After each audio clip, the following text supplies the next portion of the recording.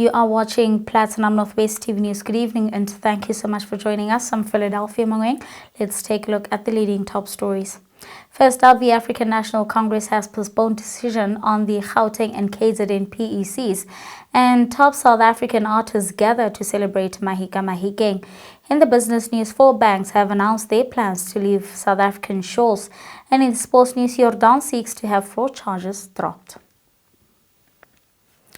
We begin here. The African National Congress has postponed its final National Executive Committee meeting, which was scheduled for this upcoming weekend. The meeting was intended to decide on the actions regarding the party's leadership in Gauteng and KwaZulu-Natal following their poor electoral performance. The party failed to maintain its electoral majority in both provinces, contributing to its decline in the May 29 poll. On Monday, the ANC's leadership in Gauteng presented a report to the National Working Committee explaining the reasons behind losing its electoral majority. ANC Secretary General Fikile Mbalula had this to say. They gave us a full account about what is their analysis and where are we now and what we are doing. And we received the report from the side of governance in terms of the government here. As you know, it is led by the ANC. What are we doing? And they've given us an account of their own analysis. Remember, when we visited the provinces, we said we'll go and then we'll come back, interact with them so that we understand each other in terms of analysis. Now, we came, we saw, we engaged, we've got our own perspective, which we shared as the NWC. And then we told them as well that given the situation here, we believe that there is a necessary intervention that needs to be made. How that intervention, the make of it, how it will look like, we told them. We even told them as well that if you think that there is a fourth option you want to bring to the table in terms of responding to the situation we found ourselves, we can do that. But nonetheless, we are done now with that part of engaging, and then we're moving to the NEC because we need to strengthen the ANC in the 2 provinces. Because in the 2 provinces, that's where you've got numbers of voters, but at the same time, we need a leadership that responds aerially to the situation.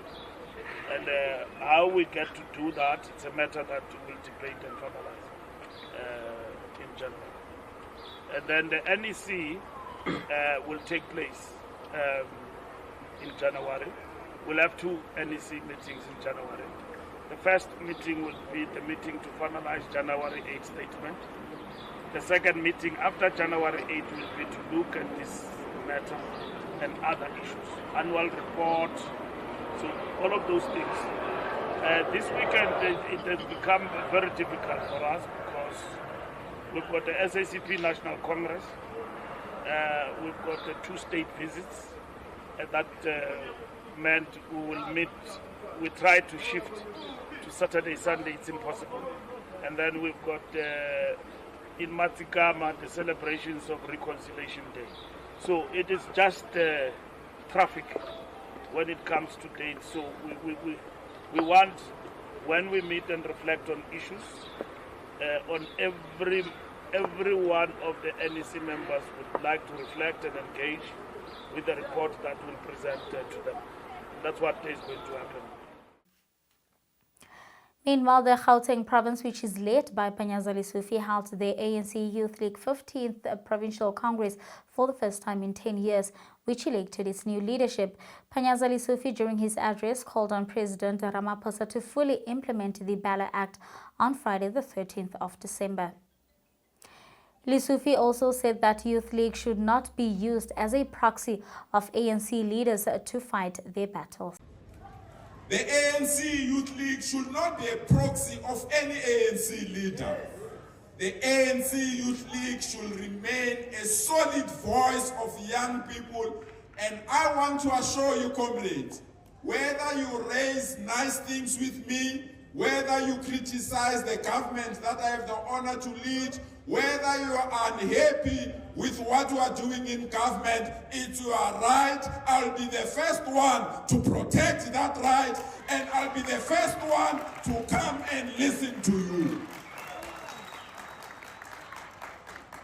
There must be no ANC, MEC in the government that I lead that must manipulate young people to support him or her on the basis that they occupy a strategic position.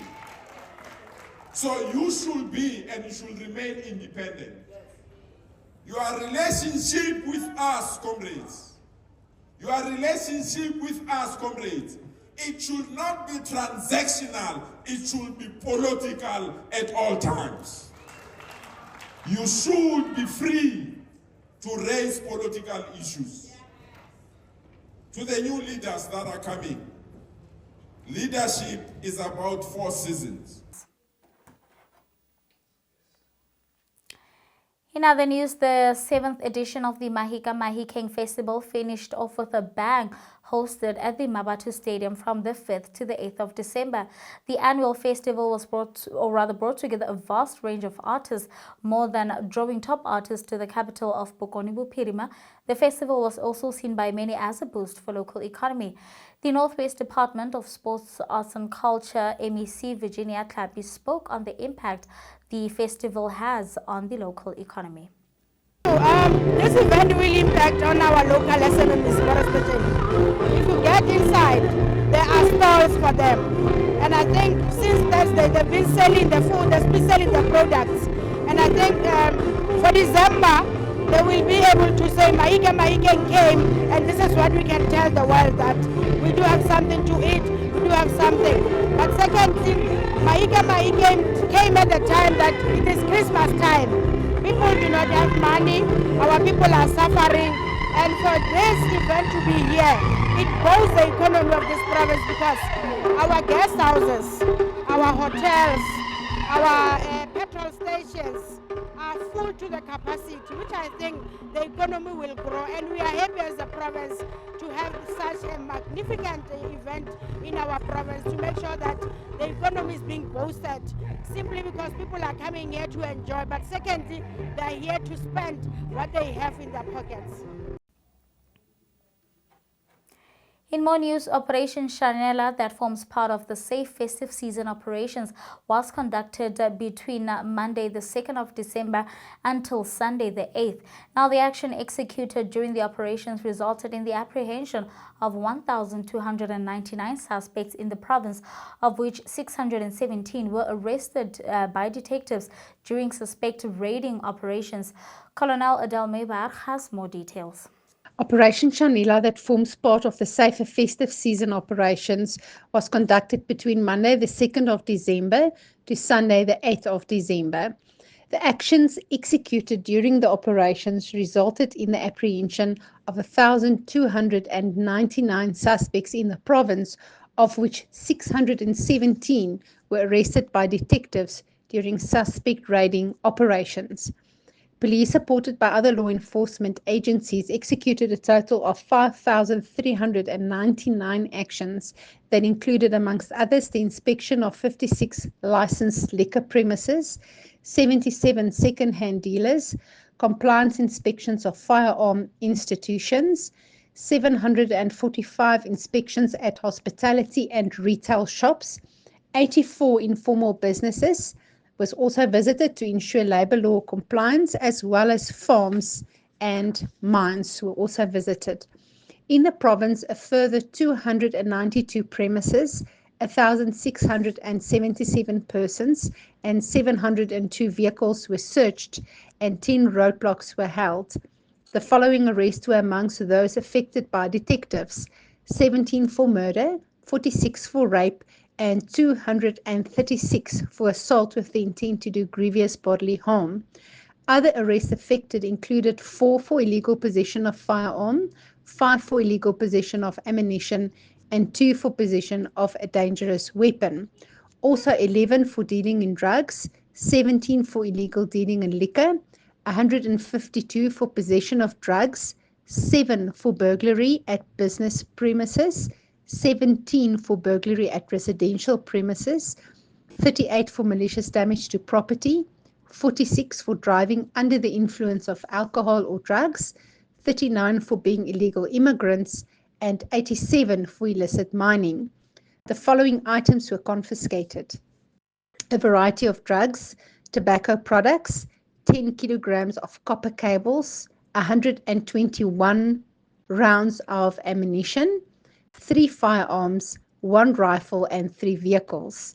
In Lichtenburg on Tuesday, the 3rd of December, the police and health inspectors from the Department of Health visited businesses in town and Boikutso Township, respectively, and confiscated numerous expired goods. The Provincial Police Commissioner, Lieutenant General Selekwena, congratulated the police officers working together with other law enforcement agencies, including traffic and home affairs, to ensure that suspects are brought to book as part of asserting the authority of the state.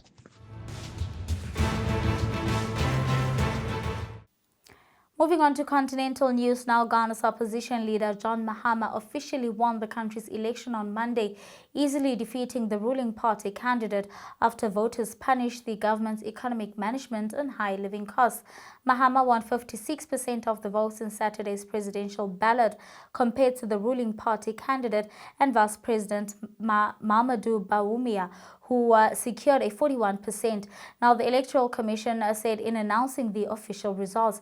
The landslide comeback for former President Mahama ended 8 years in power for the New Patriotic Party under President Nana Akufo-Addo, whose last term was marked by Ghana's worst economic turmoil in years, an IMF bailout and a debt default. Namibia's Netambo Nandi-Ndaitwah was elected also as the first woman president of Namibia. Now, the country's ruling SWAPO party was declared the winner on Tuesday after last week's disputed elections, ushering in the South African country's first woman president. Now, the 72-year-old Ndaitwah took just over 57% of the ballot, followed by the candidate for the main opposition, Independent Patriots for Change, with 25.5%. The Electoral Commission of Namibia announced this earlier on Tuesday. With that said, let's take a look now at the business news.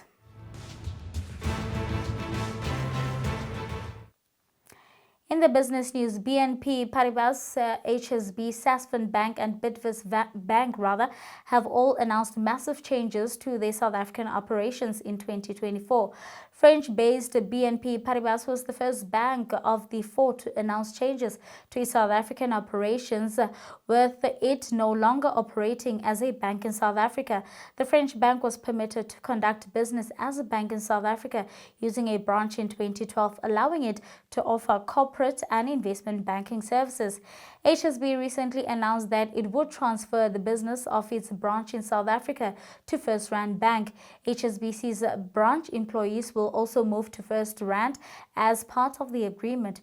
Sasfin has also announced that it will be closing its business and commercial banking business in 2025, meaning that the group will no longer have any banking operations in South Africa. In its delayed financial results for this year ended the 30th of June 2024, Sasfin said that its BCB business suffered increased losses. And that's all from the business news. Your sports update follows next.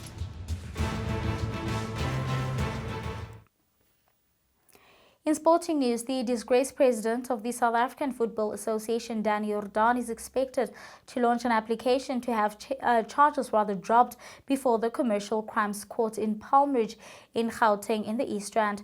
Jordaan appeared before the court last week for the disclosure of the docket by the state. The case was postponed to Tuesday, where Jordaan and his co-accused are expected to argue that their case may be met with unreasonable delays due to other ongoing legal battles.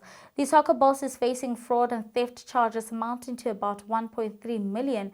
Through his legal counsel, Jordaan is anticipated to argue that the ongoing legal battle involving SAFA may lead to unreasonable delays in the case, particularly the state's case against the Federation in the Gauteng division of the High Court.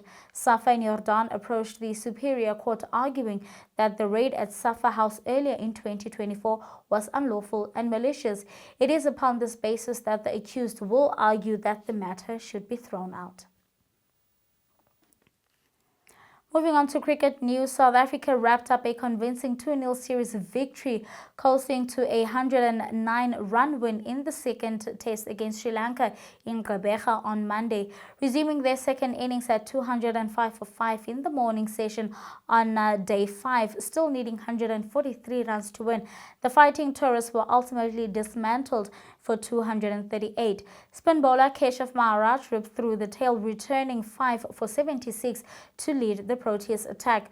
Captain Themba Bavuma also played a key role, contributing half-centuries in both innings. Bavuma was named player of the series, having also scored a century in the first match. With the win secured, the Proteas have dethroned World Test champions tabletopper Australia to claim the top spot. Meanwhile, Sri Lanka are now fourth in the running for a spot in the final and will be playing Australia in a 2-game test series in January. And that's all for tonight. Thank you so much for watching. I'll be back tomorrow evening again. Till then, good night and take care.